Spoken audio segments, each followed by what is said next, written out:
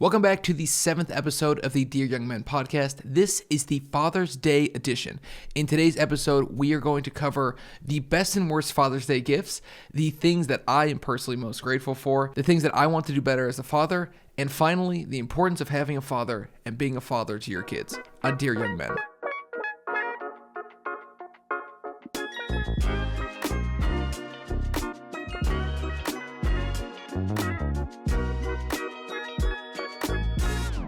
Now, this podcast typically introduces some type of funny scenario here where I talk about it, but in this episode, I just want to talk about being a father and the importance of fatherhood, sacrificing, and everything that comes with being a father, laughing, crying, being frustrated, being on edge, being not on edge, and I think generally speaking, just having a better life that's what's happened with me and being a father. I haven't really been able to talk at length about being a father in terms of how it's really dramatically affected my life. I've said that it's made me happier, made me sad sometimes, blah, blah, blah, blah, blah, but it's truly been one of the most remarkable experiences, and it's the thing that I'm probably the most grateful for that I ever did. Out of all the stuff I've done in my life, whether it be golf or making videos or reading a book or watching a movie, anything, like meeting my wife, the thing that has truly brought me the most joy is marrying my wife and having my kids. I did those two things, and they have brought me the most amount of joy that it's hard to even explain and describe just how joyful my life has become thanks to those people in my life, my two daughters and my wife. I am eternally grateful for them, and I'm so glad that I have had the opportunity. I'm a very blessed man to have them in my life. So I wanted to go over some funny things and some not so funny things near the end here. But I want to start with the best and worst Father's Day gifts, because this is something that everybody, like, it's Thursday. You're listening to this on Thursday at 8 a.m. like I know you are right away the second I posted it. You and probably one other person is watching this, and that's okay. That one other person is my wife, so maybe this will give her some tips. So this is always something that I think is so funny, because all the advertisements around this time of year are, your dad, do you want to give your dad something that some type of left wing blah blah blah or some type of right wing blah blah blah is going to give him? No, give him this thing. And all the advertisements are like crazy political and crazy, like, my dad's a tough dude, a tough man, all that type of stuff. But all that stuff is just junk. Like, I don't want some like American t-shirt. Like, I don't want some knick-knack crap. This is what I think men truly want. The first thing is something handmade. I truly love handmade things, whether it's from my daughters or from my wife, even if the stuff that my daughters make isn't quite that good, or if it's something that my wife makes. And even if it's not that great, I truly enjoy those much more than anything you could ever buy me. If I want to buy something, I'm a grown man. I make my own money, and I literally, in our house, I make most of the financial decisions. So if I want something, I could just go buy something. And so, like, buying me a thing, you'll never win me over with a thing, an item, a knickknack, something that you purchase me, because I can do that myself. If I wanted that, I would own it already. And so no matter what, you can't buy me something that I can't afford or whatever. So especially because my kids are so young, it's like, I'm just paying for it anyways. So make me something, whether it has to do with an old memory or my kids are young. So my wife does a lot of stuff with their handprint. So putting their handprint on something cool, like a basketball in my case, or like a rock, like something just interesting that's more than just, hey, I spent $50, here you go. Here's effectively a gift card. The next thing, so for the first thing is something handmade. The next thing is time together away from distractions. I know a lot of men want to be away from their family on Father's Day, which I think is dumb. Like, it's Father's Day, so you should be spending time with your kids, the thing that makes you a father. I disagree with the idea of Mother's Day. Mothers don't have to do anything. It's Mother's Day. Like, this is the day you celebrate mothers, but you're a mother, and you don't turn off being a mother just because it's Mother's Day. You don't turn off being a father just because it's Father's Day. So for me, what I want is I just want some time away from distractions. No phones, no nothing, no talking about YouTube or talking about this podcast or anything. No stress, no worries, just us hanging out, whether it's having lunch, having dinner, going for a walk, just something relaxing that we can all do together as a family that will make us all a little bit better and a little bit happier. That's the stuff that I like. And so I want you to do things that bring what makes you special, and that's what you should pull your kids to do. So if you are somebody who likes to do like a lot of self-development, which is probably what you're listening to, then I would suggest like doing something that's sort of in that department. Like, let's go for a walk, let's talk, let's do this, let's do that. So just sort of doing those things and keeping the distractions out of it. No phones, no TVs, none of that crap. Who cares? Like, none of that stuff matters. Just focus on the people that you're with, the people that make you a father, the people that bring you joy. And I think that that's really all I want when it comes down to it. And the next thing is a round of golf. Who can go wrong with a round of golf? I mean, every dad wants to play golf. Look, I mean, I played golf when I was younger. I was pretty good. I'm a lot less pretty good now. I'm not that good at all now. But I truly love golf, and it's always so much fun. Last year, my daughter and my wife joined me. She was pregnant with my other one. They joined me on the back nine for golf because I was a little worried about her being in the sun the whole time, and it was awesome. We played the back nine together, and she sat in the cart with me on my lap sometimes. She was putting out on 18. It was like the most remarkable experience this year. We're playing 18 holes together, and I'm really looking forward to that. Every dad just wants to play golf with their kids, even if they suck at it. It's just fun to do. Like, I love it. Like, I know that I was really good, but I still think everybody loves playing golf. I'm playing golf with my dad. It's like the whole like generations of people are playing together because golf just like brings everybody together, and you could do it with so many people. So play a round of golf. And finally, the fourth best gift is just a hug. Like, I know, like, sometimes guys, I get it, but just give your dad a hug. It's good. It's good to hug people. It's good to be hugged. I mean, I love being hugged by my little kids, but they're little, so it's different, like hugging like an older man, a tough, guys just want to do handshakes, but it's like just a hug. Just give your dad a hug, all right? Or just accept a hug from your son, whatever it is, or your daughter. So hugs. So that's what I think is the best. Something handmade, time together away from distractions, a round of golf, and hugs. And, like, that's a perfect day. That's a perfect day to me. I think that sounds awesome. I don't get the people who just want to be away from their kids the whole time. But I think that I want to be by my kids. I'm a father. They make me a father. I want to be by them on Father's Day. All right, so the worst things you could get them are a tie, something that you bought, socks, and seriously, I hate ties. Stop getting me ties. I think that all you have to do is just do what I told you to do in the beginning. Just don't buy him a stupid tie or some socks. Like, he doesn't care about any of that stuff. Like, don't buy him anything if you're gonna buy him that crap. Just like make him something, write him a nice note, and then hang out with him on Father's Day, away from distractions. Put your phones down and just enjoy being there with your dad. He sacrifices a lot for you, and he does love you. So, that's what I think you should do. That's what I want for my Father's Day. That's what I'm going to get for my Father's Day. And hopefully you, any fathers out there, or expecting to be fathers, or people who have fathers, and we all have dads. So hopefully you can enjoy Father's Day as much as I am looking to enjoy Father's Day. Now, I want to talk about some things that I am personally grateful for on this Father's Day. It's weird for me because like when you're 20, 21, 22, Father's Day, Mother's Day, they're kind of like inconveniences. We gotta go see mom this week, we gotta go see dad this weekend.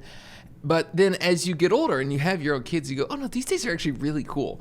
So I think it's a cool opportunity for me to look back now on the last couple of years of actually being a father and list some of the things that I'm grateful for. The first thing that I'm grateful for are hospitals. Both of my kids were very stressful. My oldest was a late emergency C-section. We've been there for like 24, 25 hours, and they were like, we're gonna have to do a C-section. So that was really fun. And then my most recent daughter, who's amazing, but very stressful because she came 5 weeks early. So she spent 10 days in the NICU. So I think that hospitals are the greatest things ever. I know a lot of people are frustrated at the over-hospitalization and over-medicalization of the birthing process and how it used to be more of a natural process, but a lot of babies unfortunately used to die. So like the death rate was like 50%, and like especially I'm reading a book right now, they're talking about the death rate of infants. That sounds really fun. It's just they mention it. That's not the whole book. And it's something like 50% in the 1700s in I think it was in England. So like 50% death rate, that's terrible. And now we're so blessed to have like the mortality rate of kids. It's really, really high. I mean, kids if you have a kid, it should live, which is remarkable. So I'm very, very grateful for hospitals, especially given my two kids were completely stressful, and I imagine the next couple will be even more stressful. Next, I'm very grateful for my wife, who's willing to push my kids out for me. I get to celebrate Father's Day without having to do any of the work that a mom has to do. So you think about it. She gains a bunch of weight, gets really fat, none of her clothes fit, everything stretches out, and then she pushes really hard, and it's like the most painful experience ever, but then you get a kid out of it. The thing is, though, with a guy, is you don't have to endure any of that, and you still get a kid out of it. It's really it's a great situation we got going on here. And I'm eternally grateful for my wife for willing to sacrifice as much as she does. She really is a remarkable woman. I am eternally grateful for everything that she's ever done for me. She's pushed me to become a better version of myself, probably the best version of myself that I could have ever hoped to become.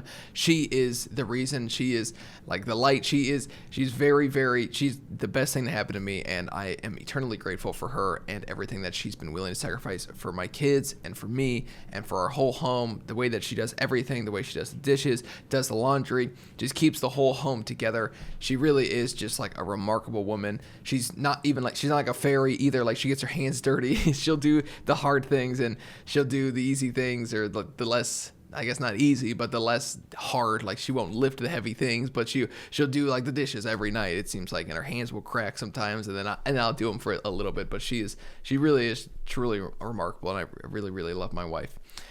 The next thing that I'm grateful for are my kids. Of course, when you have kids, at least for me, when I had kids, that's like the second portion of my life really began. The first portion of my life was a selfish existence, all about me, me, me, me, me. What am I going to do today? What's in it for me? How am I going to benefit? Blah, blah, blah, blah, blah.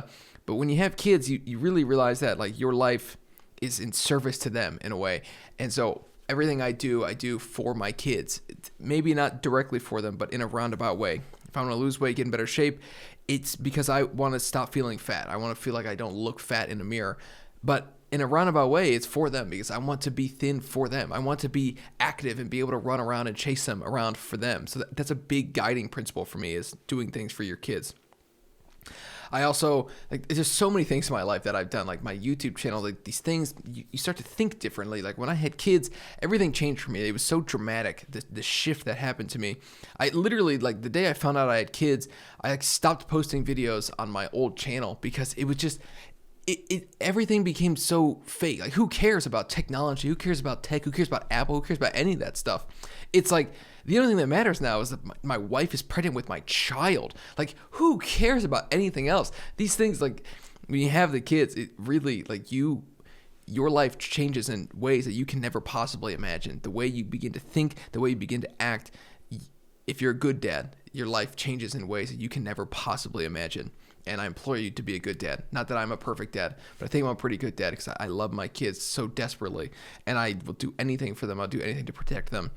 And I think that that's what it means to be a dad. It means to be a father. But really, just like kids will warp your perspective on life in a way that you will never be able, like, you can't put that genie back in the bottle. Once you realize that there's something beyond you, the genie can never be put back in that bottle, and you will live your whole life for those kids. And then one day they'll leave and they'll say they hate you or whatever, and it probably will break my heart, and it probably will break yours. But at the end of the day, they are thankful for you. They are grateful for you. But yeah, it's a crazy thing having kids. It's hard to put into words until you've actually had kids yourself. But they're an amazing thing. Another thing that I'm grateful for at this time is my willingness to try new things. This podcast is a new thing. I'm starting from zero. I'm starting from scratch. I'm 29, and I've talked to my wife about this a lot, feeling like, okay, like I'm feeling the weight of some of my decisions recently. I sort of started some new stuff. This podcast is new. My YouTube channel, the one that I post on, the Scott Schroeder YouTube channel, that I created that last year, and I had a YouTube channel from 2018 that I've been posting on, and I kind of gave that up. So 6 years of work sort of down the tubes. And I'm starting new. I'm starting from scratch. And I have these skills, but really, like, I'm starting from zero. So I'm thankful that I'm willing to try new things. But at the same time, too, I mean, it's given me so much. It's given me the ability to make videos. Golf was a new thing that I tried and then I fell in love with. So many things like that. Running, working out, all this stuff. It's like I've tried these new things and I've fallen in love with them. Basketball, all this stuff. But it's like a burden in a way, like trying too many new things. I gotta stay focused. That's my big plan for this year. Continue to stay focused, or start to stay focused. I'm going to do that. We'll talk about that a little bit better here in a minute, a little bit more here in a minute. And then finally, I'm truly blessed to have the life that I have. I feel like I am the luckiest guy in the world. I don't know why I've been given such a great life. I think that so much of it is just how you perceive it. The bad things happen to everybody. They happen all the time, and they happen to me. But it's like how you respond to it is what determines whether or not you have a good life. If you're somebody that's always down in the dumps, everything that happens to you is a bad thing. Even if it's a bad thing or even if it's a good thing, it just is a bad thing to you. But if you're somebody who sees something bad and you take it as, you know what, that sucks. That's something that I wish didn't happen, but it did, and I'm going to learn from it. A lot of life is just how you perceive it, and like bad things happen to everybody, but like life does suck. This isn't new ideas, right? Like we know that life is hard. We know that life sucks.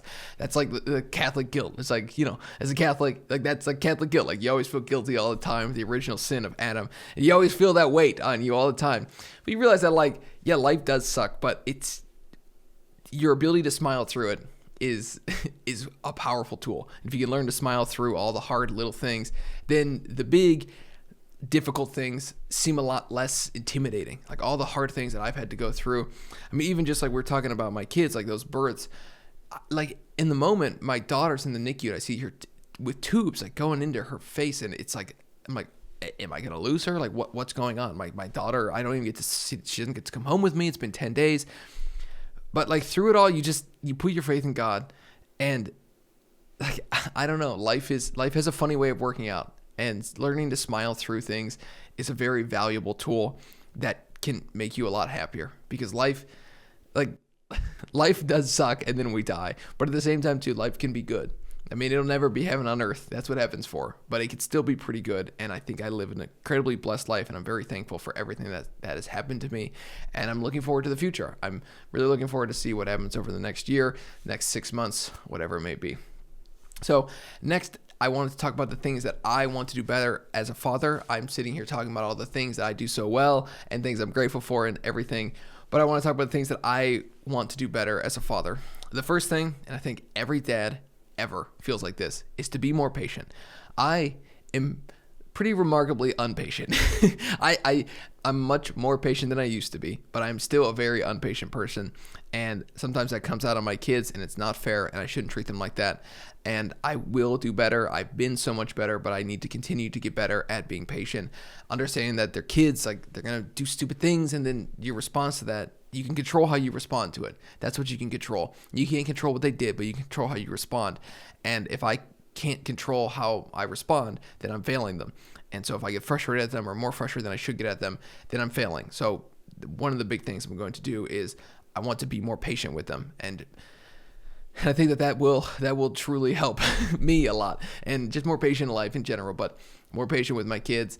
Just as they get older, they poke your buttons in different ways now, and I need to learn to be more patient with them. That's the thing that I am going to work on, and I know I'll do better because I'm saying it out loud to the world. I think it's a big thing. I talked about that last podcast. Next is I want to schedule my life better and to be more present with my kids. I am very, very good at not being on my phone around my kids or on my laptop around my kids. I don't do any of that stuff around them. Occasionally I will be on my laptop to work or edit a video. That way I can just be around them while I edit. But for the most part, I'm a very, very attentive father. I am there. I don't have my phone on me. I'm not checking it every 5 seconds or even being on it while they're near me. We don't do that. We don't do that in this house. But something I do a bad job of is thinking about something completely different because I'm behind. And so the time I spend with them, my head's off in la la land when I should just be focused on them. I'm not listening to my kids. I'm not totally focused because my head is in outer space thinking about 57 other things. And a lot of that comes down to the fact that I am not the best scheduler of my life. I'm trying to get better. This podcast is really sort of attest to that, is how this is a really good way for me to prove to myself that I can schedule. I'm filming this podcast. It's coming on Thursday. I'm filming it on Sunday night. So I'm really trying to improve these types of things, because typically this would get filmed on Wednesday night because that's just how I always operate. I'm trying to improve. I really am. And the reason I want to get better at scheduling stuff is because I want to be able to separate work. Like work gets scheduled, 8:30 to 5, 30-minute lunch. That's my life. That's my day. I do that every single day. But then from 5, my kids typically go to bed around 8:30, the oldest does. From 5 to 8:30, where am I at? How am I attentive to them?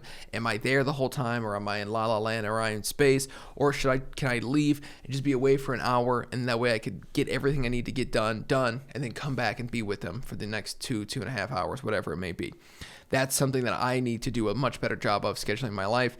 That way I could just be more attentive to them, because I know that that's like right now, everything that I haven't achieved in my life is because I can't schedule.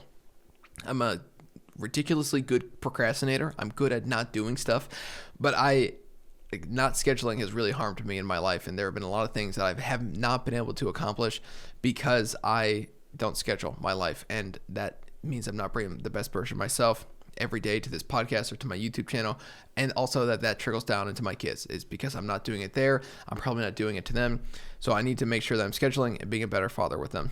The next thing is laugh more and dance more. This is goofy, but I installed these ceiling speakers into our ceiling. I got them for Christmas for my dad. They were they're relatively cheap. I think they were like $150 for like 4 ceiling speakers, and they sound amazing. You have to do all the work and plug them in and like run the cables and all that stuff in the attic, and that stunk. But like, there's a great Christmas gift. Thanks, Dad. Father's Day gift. Father's Day episode too. I'm thanking my dad. And so we listen to music on that all the time. And so we'll listen to recently we've been listening to American Pie and a song by ABBA. What's it called? The Winner Takes It All. I want to make a video with that song in it because it's so awesome. But I really love doing it. It's so fun just to hear my kids giggle and laugh. And I want to just make sure that I'm giggling and laughing more, because life, it's a kid laughing is the greatest thing ever. There's nothing like a child's laughter. And I want to see more of that, and I want to be a part of more of that, and I want to take part in laughing and dancing and all that stuff, just having fun and cutting loose and just not being tired or whatever, just being there and just having fun, having a good time. Sometimes work beats you down, whatever, but work's done and you're done with work. So go hang out with your kids. Now it's time. Okay, yeah, work sucks, whatever, but it's 5:02, get off work, go hang out with your kids. That's what I'm going to do a much better job of over the next year, and hopefully continuing onwards with that. It's just laugh more, dance more, not take myself so seriously and just goof around. I think I'm pretty good at that, but I could always get a lot better, and I could laugh more, and I could be a little less tired sometimes. Just have a coffee or something. I don't know. Just wake up, have some water, wake up. That way you could be a little bit louder and more obnoxious with your kids, because that's what I think it's all about. It's all about being as loud as possible without your wife yelling at you. And that's what I truly like. And finally, the last thing I want to do better as a father is to become closer to the man that they think I am. When you have young kids, they think that you're the most amazing thing ever, and the harsh reality is that you will never be the person that they think you are. I think the goal, though, is to become as close to that person as you could possibly be. They put you on a pedestal unfairly because you'll never be that person. It's not possible to be that person. But if you could just become 90% of that person, that would be amazing. And so I just want to continue to become closer to the man that I was made to be and that they think that I am. And I think that with everything that I'm doing, this podcast, the working out, everything that I'm doing, making videos and spending time with them, all the things before, scheduling my life better, being more patient, laughing, dancing more, I think that I will become even closer to the man that they think I am. And that's quite the weight. That's quite the burden to carry, because it's not an easy thing. I'm not suggesting that what I'm saying is easy, to become closer to the person that they think that you are. But you owe it to them to try. They're your kids. So you do anything for your kids. I have to talk about that a lot. Atlas, you hold the world for them, so you'll do anything for them. And so just become closer to the man that they think that you are. And so if that means, cutting out the sweets, or that means not drinking alcohol, or not smoking, or whatever it may be, not watching porn, all that stuff. Don't do any of that stuff. Become closer to the man that they think you are. They put you on a pedestal, and try to become that pedestal person. You won't, but try to get close to it. Climb up a couple rungs or something. And that's what I'm going to do better as a father. And I hope that this motivates you to do better as a father, because fathers are exceptionally important. And so I want to talk about some negative statistics. I'm going to end this on a little bit of a sour note. I'm sorry, but some statistics about fatherhood and just the importance of fathers and being in the home and being there for your kid, because they deserve it. They deserve the best version of you, and they deserve you to be there for them. 1 in 5 children don't have a father in the home. 20% of kids, I think it's 18 or 19%, don't have a father in the home. That's awful, because about 80% of single family homes are led by single mothers. So you're talking about 80% of the 20%, which means that what would that be? 20% of 1 in 5. So you're talking about 4% of all single family homes have a father present. That's awful, because you need both parents in the home. Children from single-parent families are twice as likely to suffer from mental health and behavioral problems as those living with married parents. This is obviously very apparent. Moms and dads are so different. There's so much. Moms are a lot better than dads at some things, and dads are a lot better than moms at some things. And you need the two of them to come together to do both. And like, so my wife is really good at, like they fall, they nurse, they need to nurse an injury, that type of stuff, consoling and that kind of fun stuff that I don't like to do. But then also dads are a lot better at playing. Like, I'm so much better than my wife at playing. She is more of a long, slow burn. She probably spends more time with them like that. But I like him. I'll flip them around, tackle them. Like, that's the stuff that they want from me. And so that's what I can do better. So be there for your kids. In one study, 70% of youth in state-operated facilities were from single-parent homes. That's awful. I mean, that means that the kids in those facilities are from single-parent homes. That's like foster care and those types of like bad or like behavioral program facilities as well. Children with actively engaged fathers perform much better in school. Some data shows that they are 33% less likely to repeat a class and 43% more likely to get A's in school. So not only is it important for you to be in the home because it helps your child, but like it helps your child for their whole life. It's like school matters. Like it's not, I don't necessarily believe in college. Whatever my kids want to do, I'm fine with that. But at the same time too, it's like, I mean, geez, like if you could get kids to not repeat a class and get A's, like their life will just do that. If you do well in school, you have a better chance of making more money, doing better. Just everything would just be better in your life. Not that school's the most important thing, but it kind of is important. Like it shows if you could do better in school, you typically will do better outside of school. There's always the rare exceptions of the people who drop out of Harvard and start Facebook. But he was in Harvard, which means he was probably a valedictorian at his high school. So that kind of stuff it's important to do well in school. Like it's good. It's good to do well in school. Is it the most important thing? No, but it's not bad. Children in father-absent homes are almost 4 times more likely to be poor. In 2011, 12% of children in married couples families were living in poverty compared to 44% of children in mother-only families. So obviously, having 2 incomes in the home is probably one of the biggest factors of that. But like living in poverty, you can't provide the life that your kid deserves, that you feel like your kid deserves if you don't have the money to support them. And obviously, like people are in poverty for a million different reasons. Just because you don't make a ton of money doesn't mean, like, I know plenty of really good people that go to my church that don't make a ton of money, and they're some of the best people you could ever possibly meet. But living in poverty makes life significantly more difficult, not knowing where your next meal is coming from, not knowing like what the next meal is going to even be. That kind of stuff can make your life significantly more difficult. I've been very fortunate to never have to really worry about that in my life, but it's the type of stuff that adds stress to everybody and ages kids and makes them mature in ways that they shouldn't have to mature and grow up in ways that they shouldn't have to grow up. So again, it's crazy how important fathers are. Children living in female-headed families with no spouse present had a poverty rate of 47.6%, over 4 times the rate of married couple families. Same thing, poverty, it's bad. Like it's clearly just a very bad thing. And if you can stay in the home, your family does better financially. So fathers, stay with your kids. The U.S. Department of Health and Human Services state fatherless children are at a dramatically greater risk of drug and alcohol abuse. If you love your kids, you will stay in the home. That way, you don't let them get into drugs. You don't let them get into alcohol. It's so basic. This stuff is so simple, but just be there for your kids. Be the father that they deserve. Next, a study of 2,000 children aged 3 or older living with a residential father or father figure found that children living with married biological parents had significantly fewer externalizing and internalizing behavioral problems than children living with at least one non-biological parent. So it's important to say, don't get divorced. I mean, I preach that all the time on this channel. Everybody will give me 17,000 different reasons as to why their divorce was okay. Divorce sucks. My parents are divorced. It sucks. I hate that my parents are divorced. It's the worst thing. Don't get divorced. You'll ruin your kid's life in ways that you could never possibly imagine. Don't get divorced. Be there for your kids. It's hard. I get it. It's hard. Like I'm fortunate to be married to the most amazing woman on the entire planet, but we fight sometimes. Surprisingly, we actually fight sometimes. And it's hard. Like it is hard, but be there for your kids and stay together for your kids. That's who it's all for. All right.